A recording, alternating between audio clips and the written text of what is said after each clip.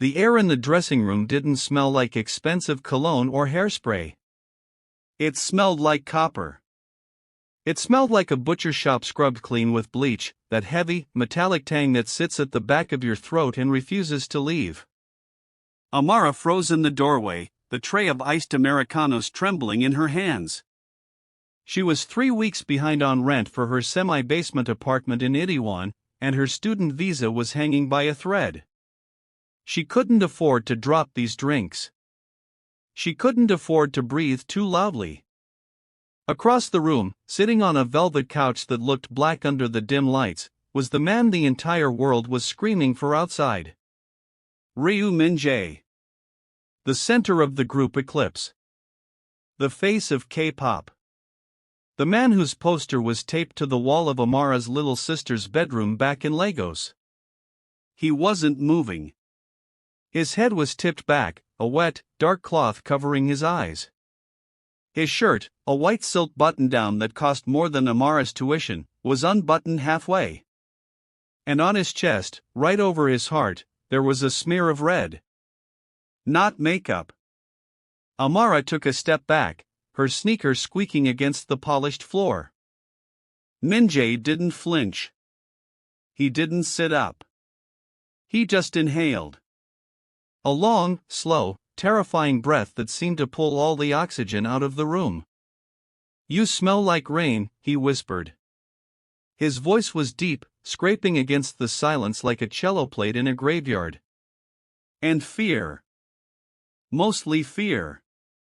He sat up slowly, the cloth falling away. His eyes were dark, impossibly dilated, swallowing the iris. He looked at her not like a woman, or a fan, or even an employee. He looked at her like she was a meal he was trying to save for later. "Close the door," he commanded, his voice barely a murmur. Amara didn't run. She couldn't. Her legs felt like they were filled with lead. She stepped inside and clicked the lock shut. That was the moment her life ended, though she wouldn't know it for another hour. That was the moment the trap snapped shut. 12 hours earlier, Seoul had felt like a different kind of prison. Amara stood at the counter of the convenience store in Hongdae, staring at the declined transaction on the card reader. The cashier, a bored university student with bleached hair, tapped his fingers impatiently. "Insufficient funds," he said in English, not bothering to be polite. "Try it again, please," Amara said, her voice tight. "It's a network issue. My bank in Nigeria sometimes blocks international." "It is not network," the boy sighed, turning the screen to face her. "Zero balance." "You want the ramen or not?" Amara looked at the packet of spicy noodles. It was 1,500 won. $1 and some change. She didn't have it. She swallowed the humiliation, a hot prickle of tears that threatened to spill, and pushed the noodles away. "No. Thank you." She walked out into the neon-soaked night, the winter wind cutting through her thin puffer jacket. Seoul was beautiful, a glittering city of glass and light, but if you were poor, foreign, and alone, it was a beast that slowly chewed you up. Her phone buzzed in her pocket. It was a WhatsApp message from her mother in Lagos. "Amara, your father's medication price went up again. We need 200,000 naira by Friday. How is the job searching? We are praying for you." Amara stopped on the crowded sidewalk, people bumping into her shoulders without apologizing. She typed back, "Job is good, mama. I will send it soon."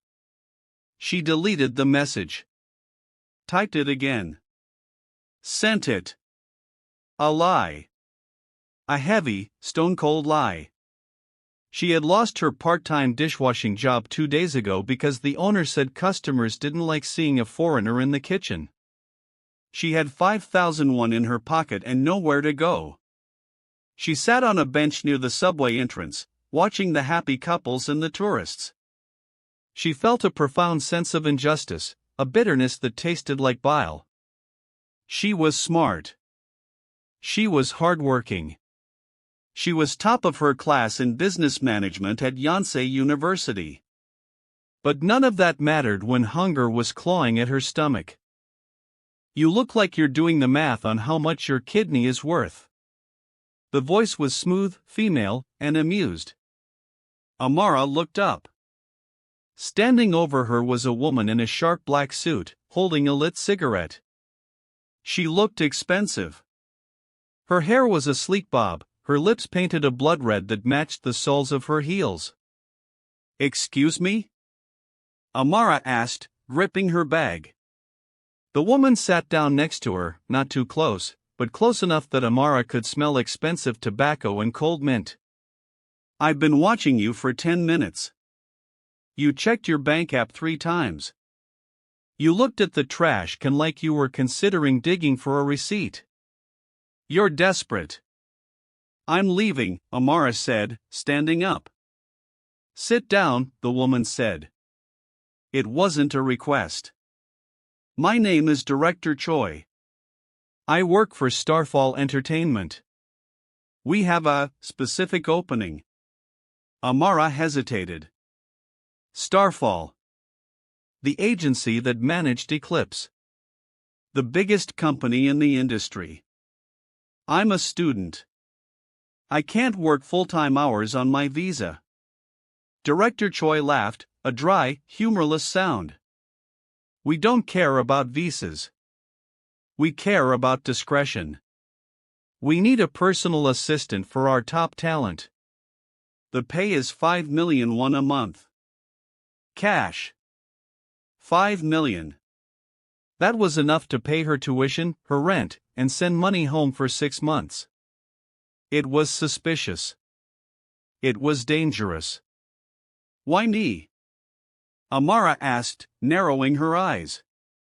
"There are thousands of girls in this city who would kill for that job."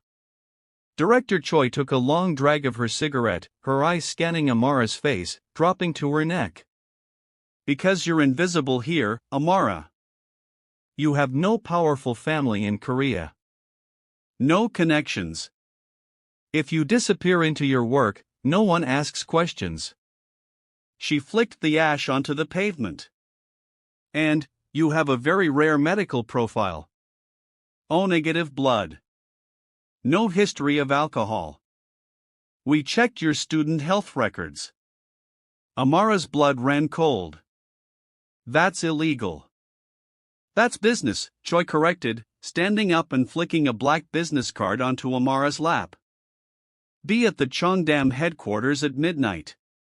Do not be late. And wear something that covers your neck. The artist is sensitive to scents." The Starfall building was a fortress of black glass rising out of the Gangnam district. It didn't look like an entertainment agency, it looked like a mausoleum. Amara arrived at 11:55 p.m. The lobby was empty except for 2 security guards who looked more like mercenaries. They didn't ask for her ID.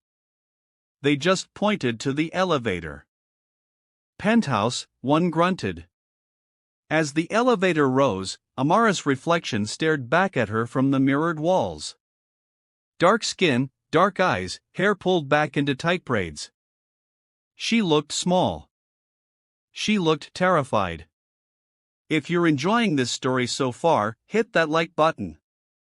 It helps us know you want to see what happens next in the dark world of Starfall. The doors opened into a sprawling hallway lined with platinum records and awards. But the silence was heavy. It wasn't peaceful, it was predatory. Director Choi was waiting at the end of the hall. She held a clipboard.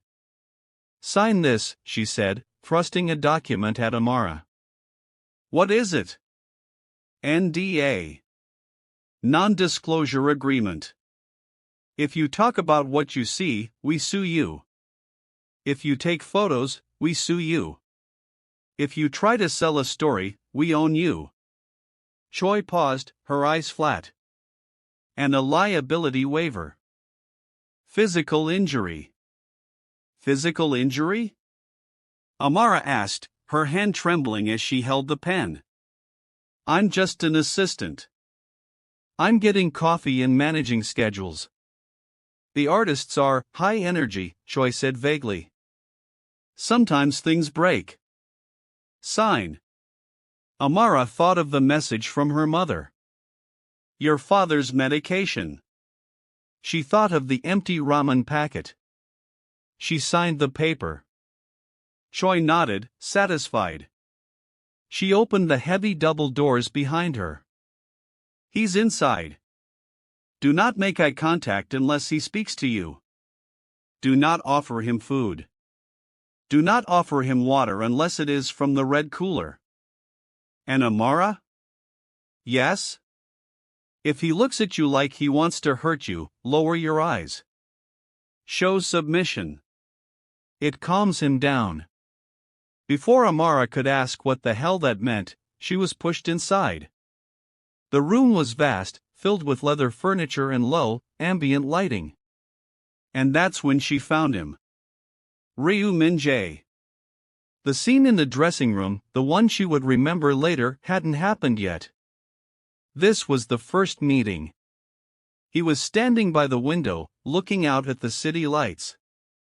He wore a black silk robe. He turned slowly. He was unnaturally beautiful. His skin was pale, almost translucent, contrasting sharply with his jet black hair. But it was his movement that triggered alarm bells in Amara's brain. He moved too smoothly. Like water. Like smoke. The new girl, he said. He didn't come closer. He sniffed the air, a subtle twitch of his nose. Nigerian? Yes, sir, Amara said, clutching her bag. Your heart is beating very fast, he noted. He walked toward her, and the distance between them vanished in a blink. 1 second he was by the window, the next he was 2 feet away. Amara gasped, stumbling back. Do you know what we do here, Amara? Min-jae asked, tilting his head. You make music. You're idols. Min-jae smiled. It wasn't a nice smile. His canines looked sharp. Too sharp. Music is the business. Power is the product. We are the gods of this city, and gods require sacrifices. He reached out, his hand hovering near her face. His fingers were ice cold. He didn't touch her skin, but he traced the air around her jugular vein. You smell delicious, he whispered. Clean. Iron-rich. Bitter. Amara couldn't breathe. Her instincts were screaming at her to run, to scream, to break the glass and jump. But the promise of 5 million won anchored her feet to the floor. What do you want me to do? She whispered. Tonight? Min-jae pulled back, the darkness in his eyes receding just a fraction, replaced by a bored arrogance. Tonight, you clean. My previous assistant made a mess in the bathroom. Scrub it until it shines. If I smell even a drop of bleach when I come back, you're fired. He walked past her toward the door. As he passed, he leaned down to her ear. And Amara? Lock the door from the inside. There are things in this building hungrier than me. He laughed. Amara stood alone in the center of the penthouse. She was shaking. She walked toward the bathroom he had pointed to, dread pooling in her stomach. She pushed the door open. It wasn't a mess. The white tiles were splattered with red. A lot of it. It looked like someone had exploded. A mop and a bucket were waiting in the corner. Next to the bucket was a note written in elegant, cursive handwriting. Welcome to the family. Choi. Amara covered her mouth to stop the scream. She sank to her knees. She didn't run. She couldn't run. She had signed the paper. She needed the money. She picked up the sponge. This was the wound. This was the entry point. She wasn't an employee, she was a cleaner for monsters. And as she scrubbed the blood of the girl who came before her, Amara Vance realized that in Seoul, the night didn't just hide secrets. It ate people. But Amara was a survivor. She dipped the sponge into the water turning pink. If they wanted to eat her, they were going to choke.